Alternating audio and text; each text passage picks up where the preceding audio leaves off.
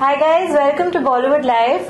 We have with us Mohammad Zishan Ayub, who we last saw in Raees.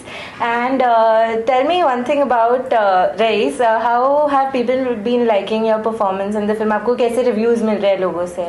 It's actually really overwhelming. मतलब बहुत ही अच्छे reviews मिल रहे हैं और लोगों को काम पसंद आ रहा है. कई लोगों का ये शिकायत है कि it was not that big a role और important शायद उतना नहीं था, but still they are liking it whatever I've done, तो it's really good. Right. आप ट्यूबलाइट में भी सलमान खान के साथ आने वाले हैं, नजर आने वाले हैं और इसमें भी शाहरुख खान के साथ आपने काम किया है. तो working with these A-listers, what is that one thing? I mean, एक टिप ऐसा कि आप दूसरे एक्टर्स को देना चाहेंगे that they don't get intimidated by such actors. Basically, they are at the end they are actors. Right. They are A-listers, definitely. They are superstars, or maybe bigger than superstars, megastars. So, but they are such good human beings, and as I have always said, that there is a reason why they are there.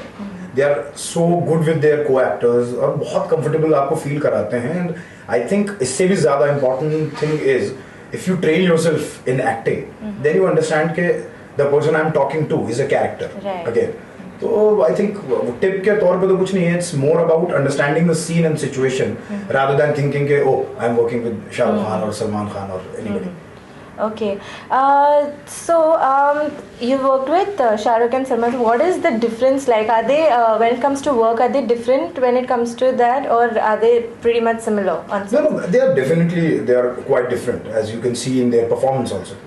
But there is one similarity in both of them, that both of them takes their work very seriously. Right. They know what they are making, so they are completely invested in what they are doing. बाकी जो है बातचीत करने के तरीके में और एक काम को लेके किस तरह से अप्रोच करना है, how to approach a scene, जो एक एक्टर के लिए बहुत इंपॉर्टेंट होता है, उसमें दोनों का एक डिफरेंस है. पर ऐसे सलमान सर ज्यादा स्पॉन्टेनिटी में बहुत ज़्यादा बिलीव करते हैं. शाहरुख सर जो है वो रिहर्सल्स में और चीज़ों को पहले समझ के फिक्स कर लेने में ज़्यादा बिलीव करते हैं.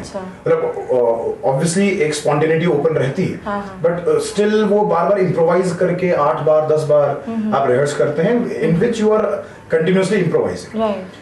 With Salman sir, it's more like spontaneous. That this is the scene. He can also improvise in between the scene. तो आपको भी alert रहना है. तो obviously as an actor आपको भी बड़ी help होती है to be there. I think actor की main problem ये होती है कि वो सामने वाले को सुनना बंद कर देता है. And I think वहीं पे performance खराब होती है और वो acting लगने लगती है quote unquote. तो जैसा touchwood लोग मुझे कहते हैं कि मैं थोड़ा natural लगता हूँ, उसका I think reason ये है कि I listen to my co-actors. तो I think वो एक खूबसूरती जो है वो दोनों ही आपको प्रोवाइड करते हैं because of improvisation. आपने जितने भी फिल्म्स किए अभी तक, in every film you have stood out. आपका परफॉर्मेंस भले कोई भी कितना बड़ा एक्टर हो, कोई भी कितना छोटा एक्टर हो आपसे, लेकिन फिर भी आपका परफॉर्मेंस लोगों को अलग तरीके से like they put you in a different league altogether. So what do you do? Like how do you manage to do it? No, it's not like that how I managed to do it. I think that is my job. And that is what I'm trained for. So I think मेरा काम वही है. The only thing जो मैं नए actors को बार बार बोलता हूँ कि कहीं ना कहीं it's very important, जो आपका सीन आपको मिलता है, आपको कैरेक्टर जो मिलता है, वो एक पर्सपेक्टिव से राइटर ने लिखा होता है. डायरेक्टर उसमें एक और डायमेंशन ऐड करके उसको एक अलग तरीके से समझ रहा होता है.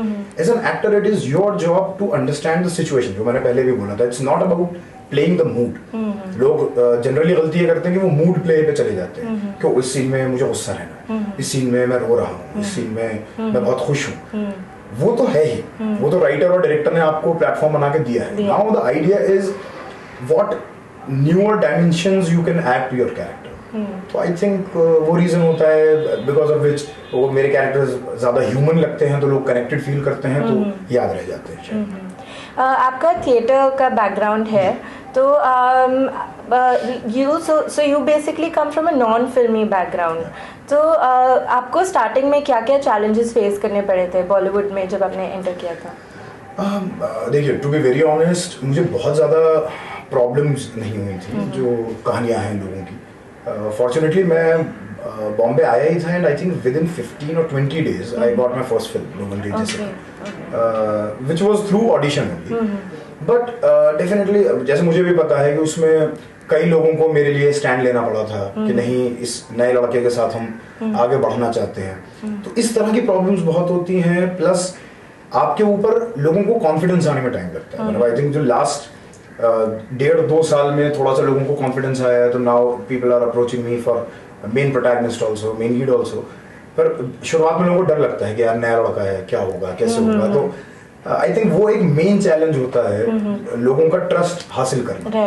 तो फॉर्चुनेटली अब मिल गया है, थोड़ा सा लोगों को पसंद आ रहा है. तो प्रॉब्लम्स हुई थी, कैरेक्टर आपको अच्छे नहीं मिलते शुरुआत में.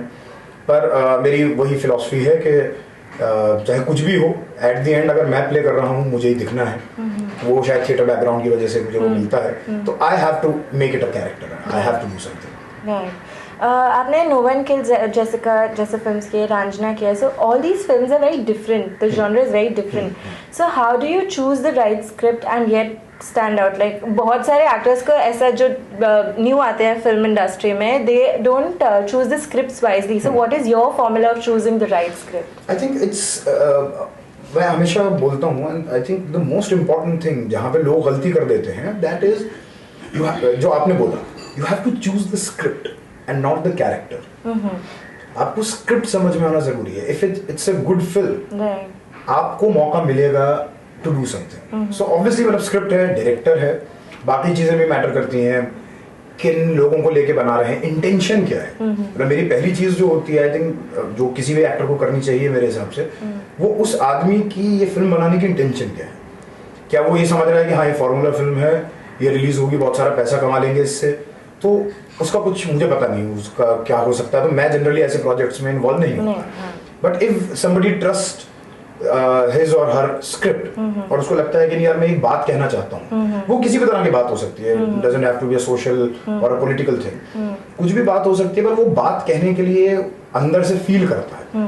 तो दैट इज द आइडिया जो मैं पकड़ता हूँ कि यहाँ से स्क्रिप्ट जो है लेनी है. फिर उसमें जो आप बोल रही हैं कि अलग अलग जॉनर की फिल्म्स थी, उसमें उससे ज्यादा ये है कि मैं ना एक्सपेरिमेंट करता रहना चाहता हूँ. क्योंकि जो मेरी ऑब्जर्वेशन रही है अभी तक जनरली इंडस्ट्री को लेके, जब मैं आया था तब भी बहुत बोला जाता था कि यार हीरो का दोस्त मत करना. और अगर आप मेरा देखें तो मेरी जो 13-14 फिल्में आई हैं, उनमें से मैं 3-4 बार हीरो का दोस्त so called quote and quote play कर चुका हूँ, जो कि मैं नहीं बिलीव करता.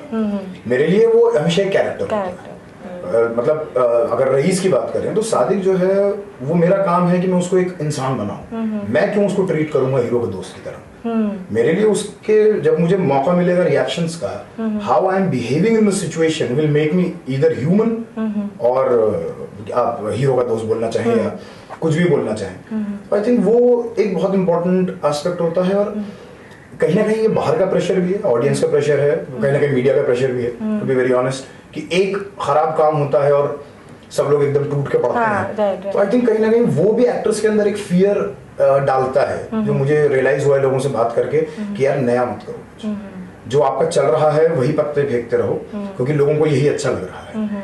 एंड आई थिंक उसकी वजह से आफ्टर अ फ्यू इयर्स, मतलब विद फ्यू एक्सेप्शंस, जो कि बहुत ब्रिलियंट एक्सेप्शंस हैं, पर उसके अलावा जनरली आप देखते हैं लोगों के करियर स्पैन 5 साल 6 साल मैक्सिमम 8 साल 10 साल, इसके ऊपर करियर स्पैन नहीं जा पाता है, because they are afraid of experimenting.